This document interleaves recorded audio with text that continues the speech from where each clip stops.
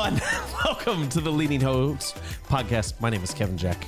Did you say Leading Hopes? Leading host. Oh. Host? I said host. I did say it wrong. Let's start over.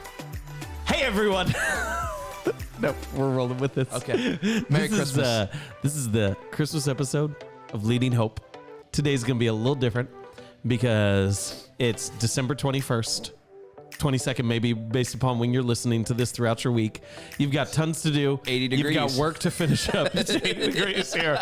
You got to go be with your families. So today, in episode 158, we are talking about tools to disconnect. Tools! I promise you we're going to keep this quickly, except today the podcast is going to go a little different. Instead of just giving you tools and then having VJ ask me questions, this is an impromptu counseling session because VJ does not do a good job of disconnecting. How's that? That good?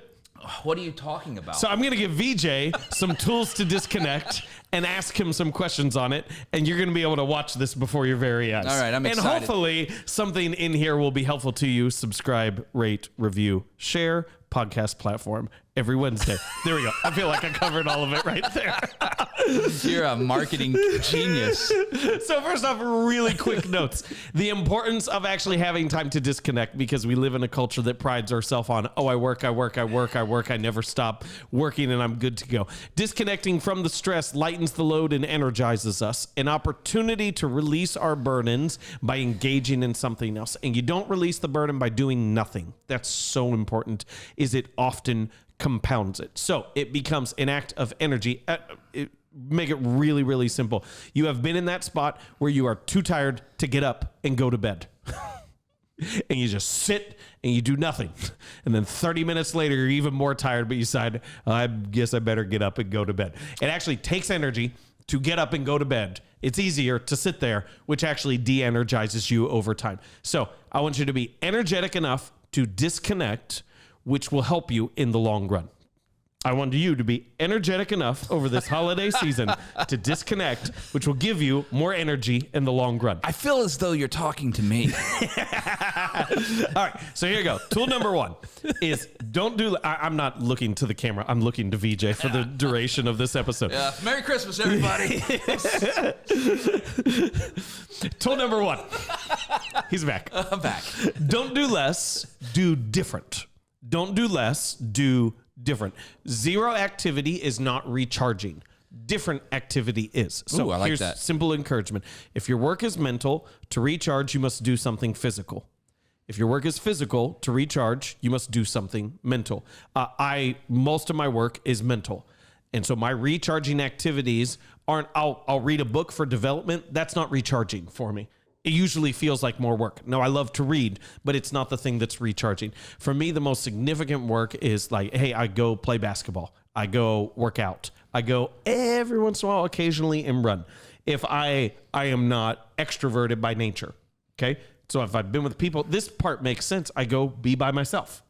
That's energizing, but it works in a similar way between physical and mental. So VJ, Don't do less, do different. What's that look like for you? Do different. Man, I would have to ride a bike.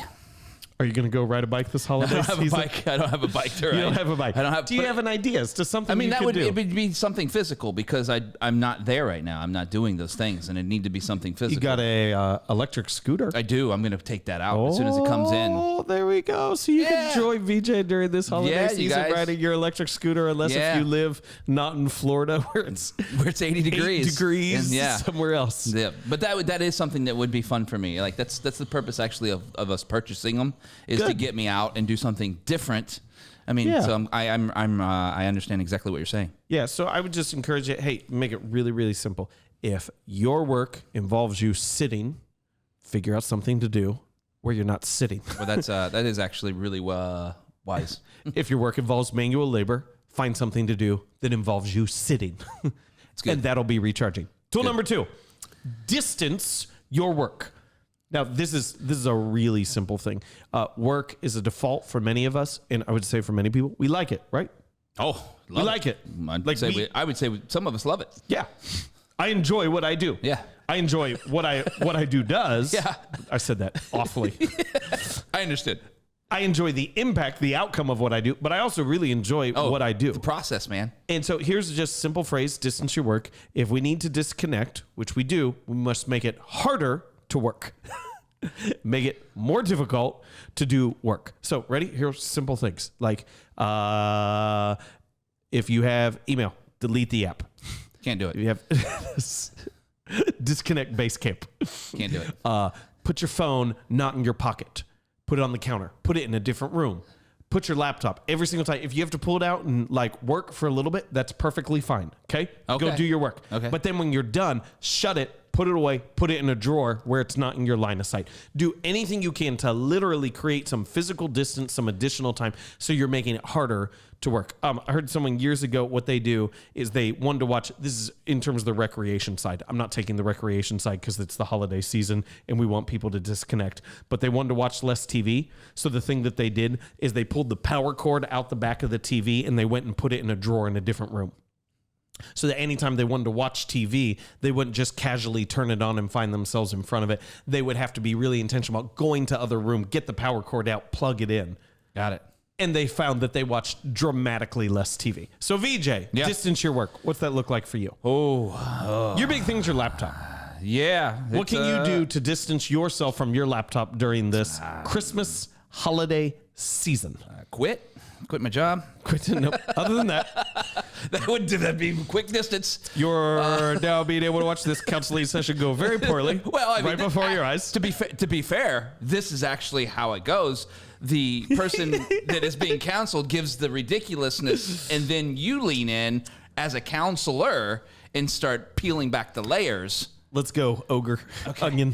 That was a Shrek reference, just to be clear. I wasn't meaning just to call VJ an ogre. I got it. He's like an onion. He's got layers. I do. Lots of layers. I think for me, being honest, I'm such a, this is said seriously. I want to be in the presence of God so much that when I'm doing social media in the season that I'm in, that I want to be able to respond in the moment the Spirit speaks. Yeah.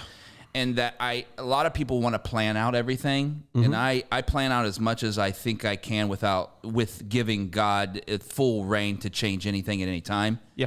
But I think there are seasons in which I need to, for being fully in the presence of God, plan out a week and just let those things be planned and not try to do something over top of that.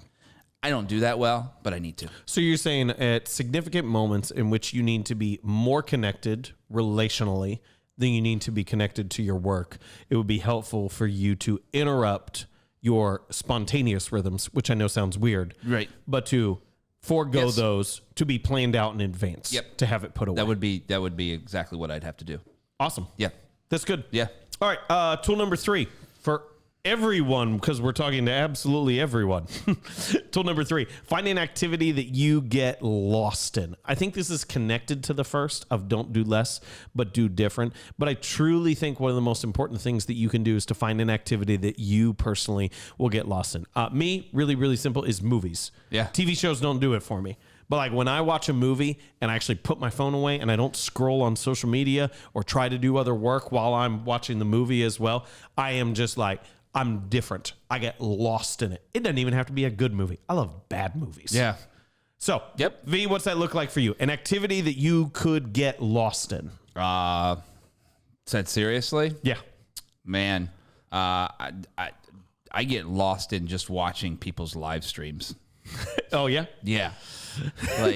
Like constant just live streams of all the churches. Yeah. I can look at my clock and start at, 5 o'clock. Caleb's over here nodding his head in affirmation. And then you look at your clock, it's like 4 hours have gone by and you've watched like 8 live streams. Are you like working the whole time, or are you like... I don't know what you call it. Feels like you're saying research. It's kind research of sounds like work. Yeah, I mean it sounds like. Do you have a non-research work-related activity that you get lost in? A hybrid of all of it, and I enjoy it. So it's interesting. How about what else? What else can you get lost in? What else I get lost in that doesn't feel like it's in the family of work? I don't. How about the beach? You want to go to the beach? I do love the beach. Yeah? I do love the beach. Good. The beach is good. Good. Yeah. Salt water. So you could do that? Yeah, I could do that. You should do that. Yeah. You gonna make time to go to the beach? I'm gonna go to the beach. It's Christmas time. Who doesn't like the beach Christmas time? I mean, that's what the snowbirds are coming down for, right? Is that the truth? They're coming down for the beach. We just got to be snowbirds. Yeah, no, I do like the beach. I think that would be a great thing for me to unwind and find myself lost in. Here's these are like meant to be. Don't do less, do different. Distance your work. Find an activity that you get lost in. Whether it's like, hey, shove your computer in a drawer. Find something. If you're sitting, find something standing. Do something that like completely captures your imagination in the moment. Here's the thing that I just really want people to hear today is that mindless, easy activities do not release our burdens. It takes energy to engage in what will lighten our load.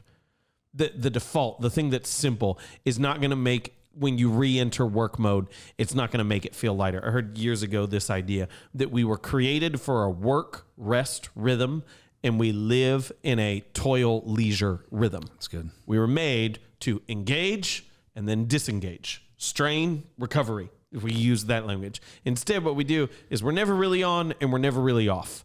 And so our productivity is greatly diminished and our enjoyment, our joy of it is greatly diminished as well. And so I just want to encourage everyone, hey, as we're heading into a holiday season, it's a time with like family, your schedule's interrupted. Have the proactivity on the front end.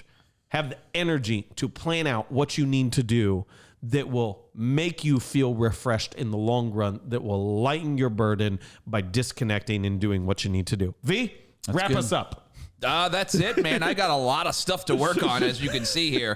So for this holiday season, Christmas season, I'm gonna be. My gift to you this holiday season is a good helping of guilt. Merry Christmas, VJ. Yes, I need these tools like nobody's business. I cannot wait to get started. Thanks, Kevin.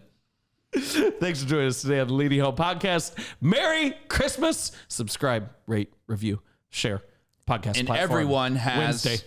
And everyone has 20 minutes to learn to become a better leader. Make it count. Merry Christmas, everyone.